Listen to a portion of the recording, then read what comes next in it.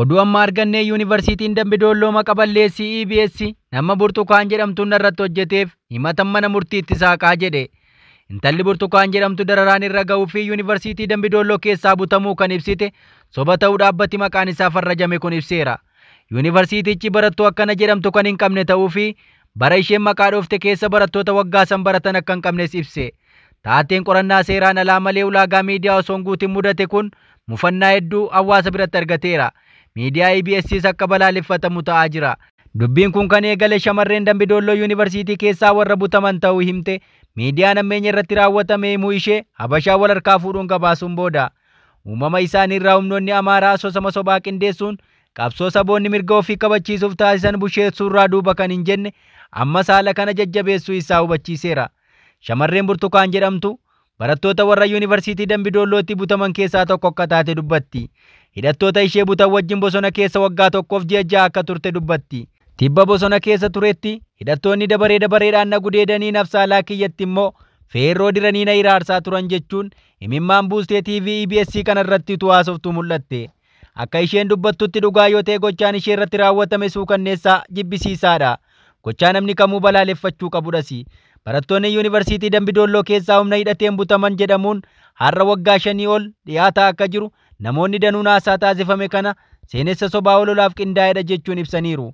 Holola kanaan qabsoon Oromoo akka gufatuuf akka sabaattis seenaan dogoggoraa barsiifamuun lammiileen biyyattii sabaan Oromoo ala ta'an ilaalcha hamaa uummata keenyaaf akka qabaatan taasisa jechuun danuun hedduu qeeqanii ibsataa jiran. Yuunivarsiitiin Dambidolloo ibsa gabaabaa miidiyaa dhuunfaa isaa Feesbuukaan galgala kana kenneen holola dharaa ta'uu isaa hubachiiseera.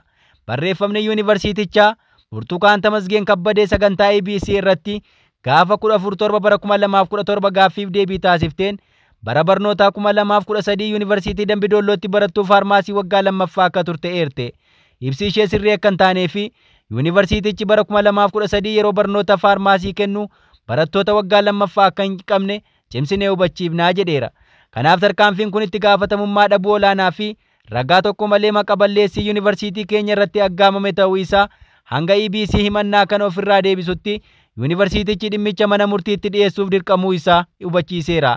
Gochi seenessa fakkeessaa akkanaa miidiyaalee Habashaan irra deddeebiin kan raawwatudha. Ofii jumulaan ajjeesanii ka'anii dafanii boo'ichaan addunyaa waliin ga'uun seenaa baramaa miidiyaan Habashaa yeroo hedduu dhimma itti bahudha. Taatee bifa dookimentariin dhiyaate kun qorannaa haqa qabeessa akka barbaadus gaafatamaa jira. Suuraaleen intala boossu kun viidiyoo irra muramees miidiyaan haalaan qoodamaa jira. Kaan gochaa raawwate yoo balaaleffatan kanneen seenessa maqaballeessiidha jedhanis hedduudha. Burtukaan intalli jedhamtu EBS irratti haasaa taasifte kanaan qaama yakka kana irratti raawwate ifatti maqaan dhoofne. Oromiyaa keessatti ammoo siyaasa ofii bareechuuf akkasumas morkataa isaa hadheessuuf humni nageenyaa mootummaa yakkoota butanii dhabamsiisuu fi fakkaatanii ajjeesuu raawwatu jedhamuun komatamu.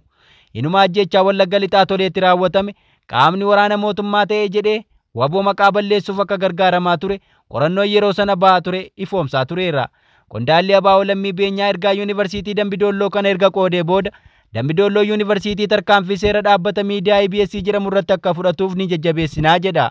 Maqaballeessiin akkanaa akka dhaabbatus gaafata. Jawaar Mohaammed Feesbuuka isaa gubbaan taateewwan waggoota